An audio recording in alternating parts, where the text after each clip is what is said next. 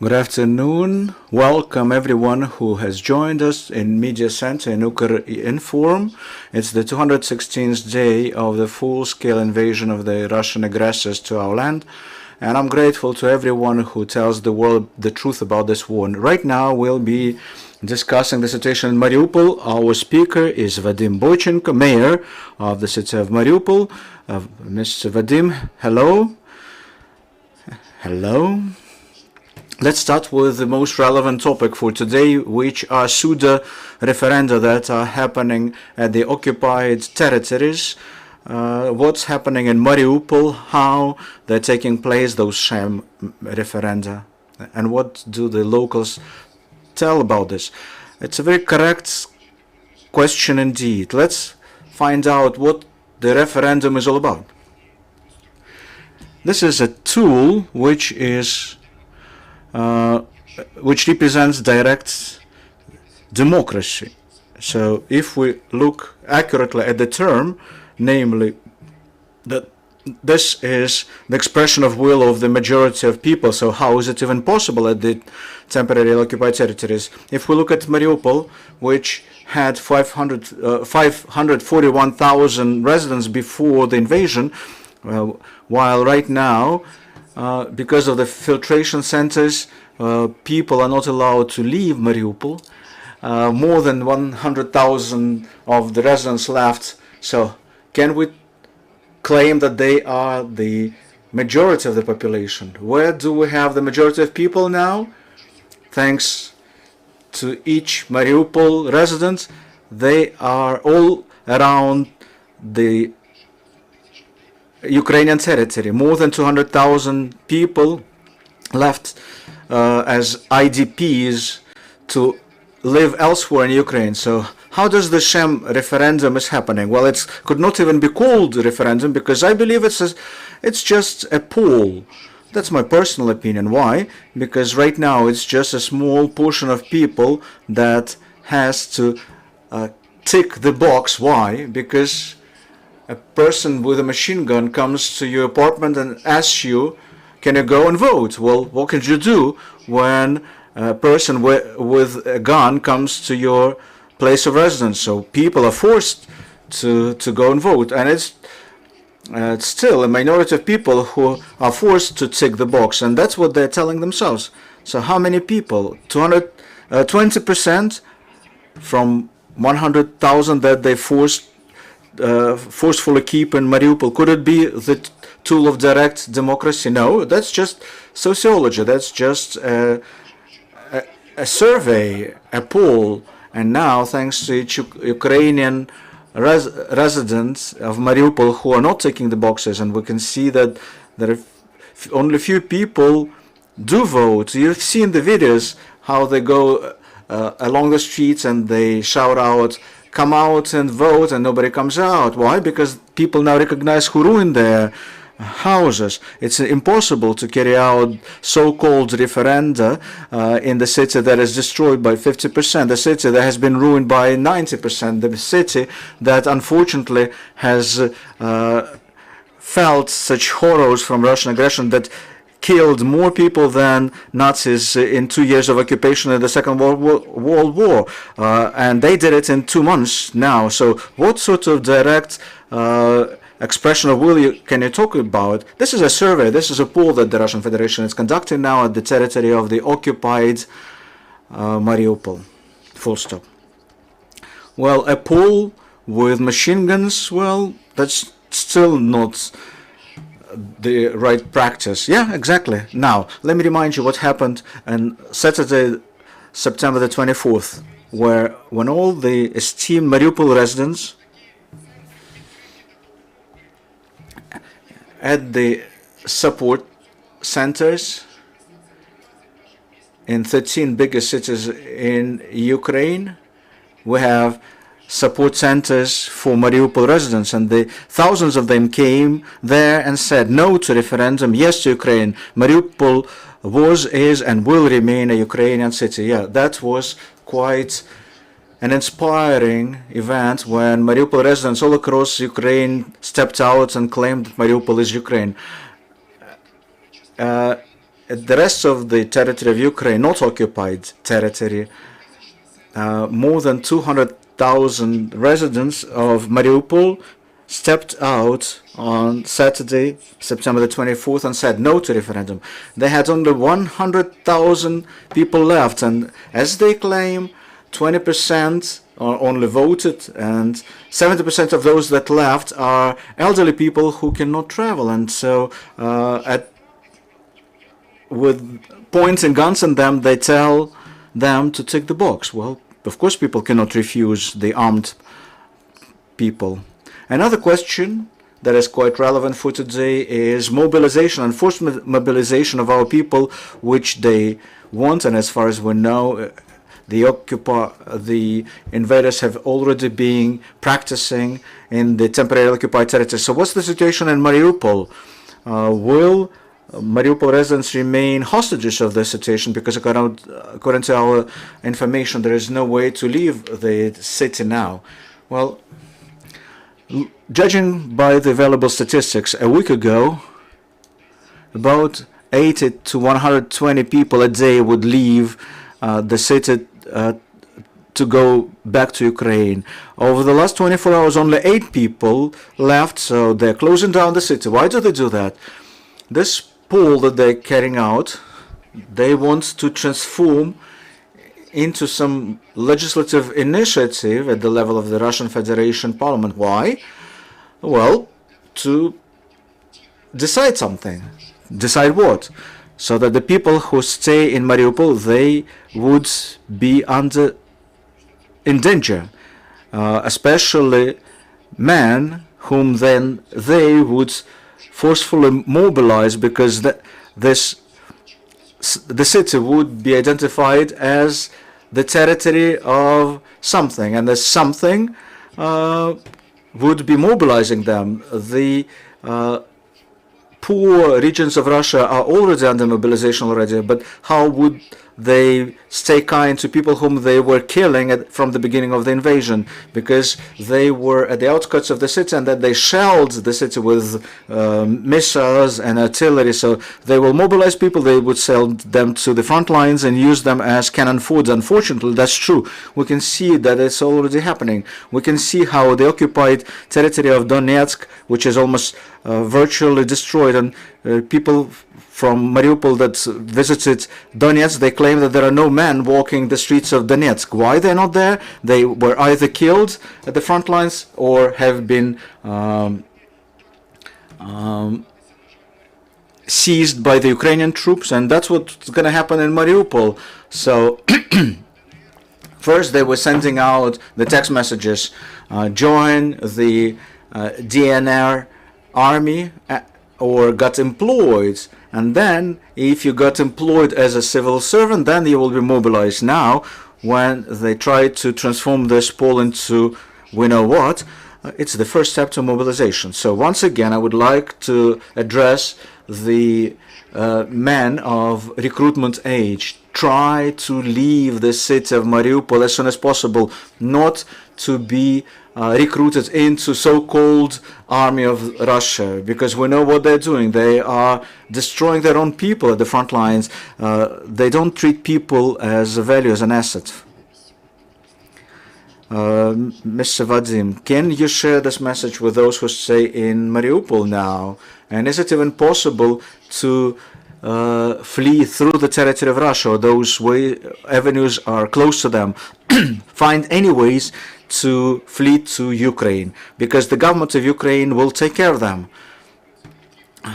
And that's what our government is already doing.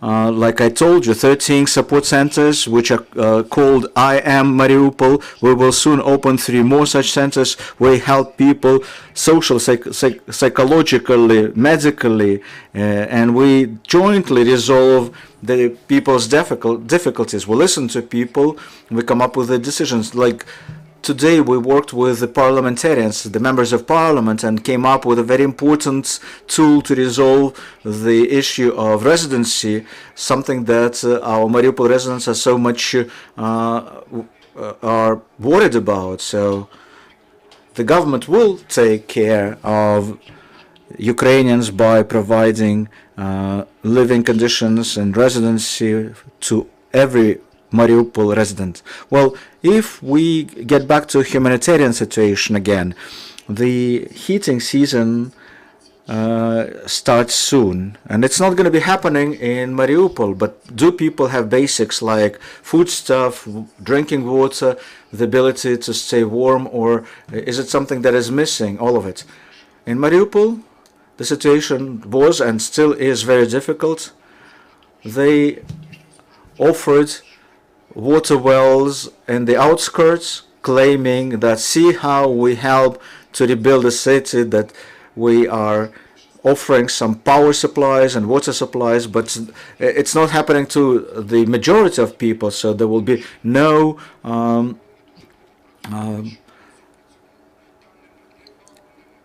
living conditions for people. There is no willingness and no funds to make it happen there. So the humanitarian situation there is very difficult. The most important thing is that people cannot be employed, and the job opportunities that they try to lure Mariupol residents, they pay no money. So they claim that they would pay you, and then they don't, and then they show prices in the stores 5 or 10 times more than in Ukraine. So how could you bring food to the table? So unfortunately people are not living there, they are surviving there. Colleagues, your questions?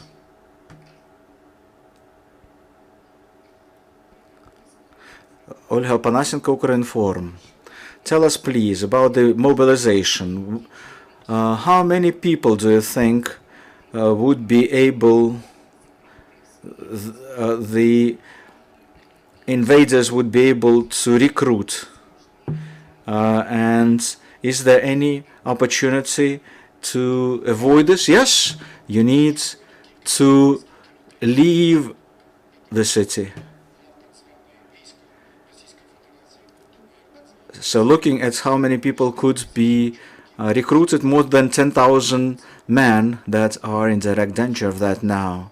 Friends, other questions, please? Mr. Vadym, let's talk about people who managed to flee and who are currently in relative safety, so to speak. So what sort of assistance they can expect to get? So how many people have requested assistance from your I am Mariupol centers? More than 100,000. We are offering them social services, ensuring that the government payments are made to them, reinstating them, their documents, also documenting the amount of costs incurred by those people. It's important to document all those amounts, because now that the Russian Federation accounts have been frozen in EU and worldwide, we want those funds to be transformed into the assistance to us to rebuild the city of Mariupol. We're working on this now, and together with our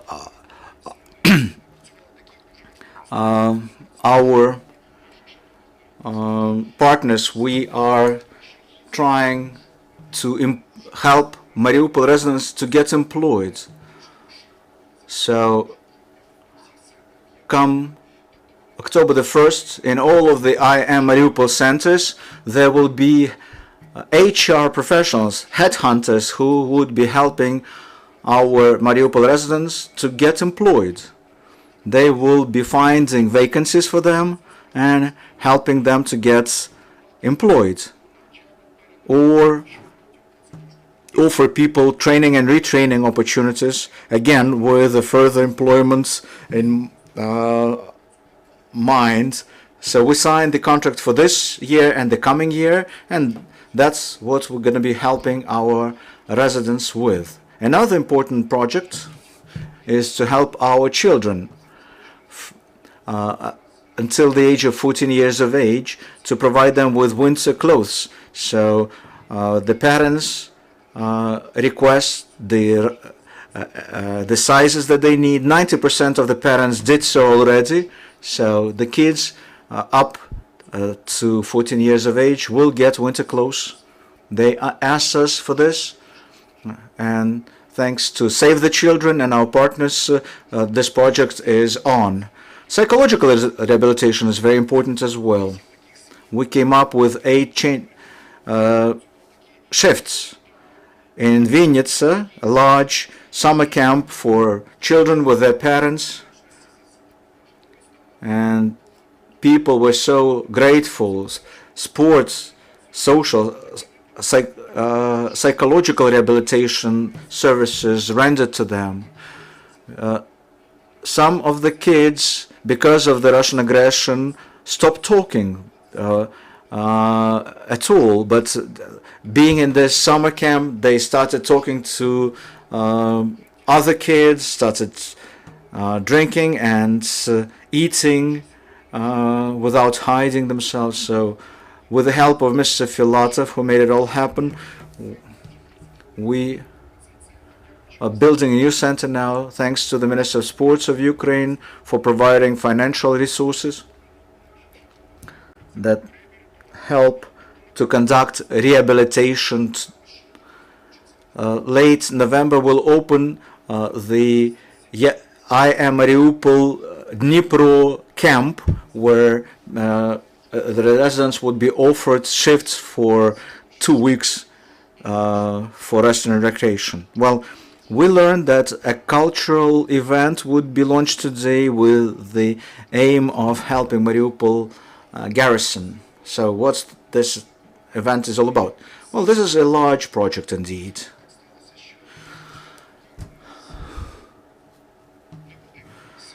There would be no day of the city day. There would be no thousands of people gathering like last year, big event. Dozens of thousands of people were celebrating, listening to such bands as Boombox, as well as other bands that visited Mariupol. This year we just want to help, to thank our heroes, our defenders. And by the way, we thank our president, who back in May said that the evacuation from Mariupol, Azovstal defenders were liberated, freed. So we are grateful to everyone that our heroes are back at home. We hope that they will start recuperating, and hopefully we'll get back to our city of Mariupol, raise the Ukrainian flag there. And now, in support of our defenders, we want to conduct a large event. Where are you? The question, where are you, is about all of us. Some of the Ukrainians are abroad, others are IDPs living scattered all around Ukraine. So we do ask our friends, where are you? But we want to come back home. And we recognize that we can get back home only due to the armed forces of Ukraine. And we are pleading with everyone to support the heroes and defenders of Mariupol, who allowed our troops to get ready to stop this horde that is still attacking our country, but we are resisting them like hell. And when the president of Ukraine, Volodymyr Zelensky, became good on his words that he gave back in May to free the defenders, well, it's a clear message to other Ukrainian soldiers who are prisoners of war that they will be freed. This has already started. We will be liberating the south of Ukraine and Mariupol in particular. That's why we're launching this event, to support the armed forces of Ukraine, to support the pictures, photos made by artists, and we'll present them there. So the city is living, but we're making all the needed steps to support the armed forces of Ukraine and to come back to Ukrainian Mariupol. Thank you for finding time to come here. Hopefully all our heroes will come back home. We believe in our efforts. Glory to Ukraine, glory to the heroes.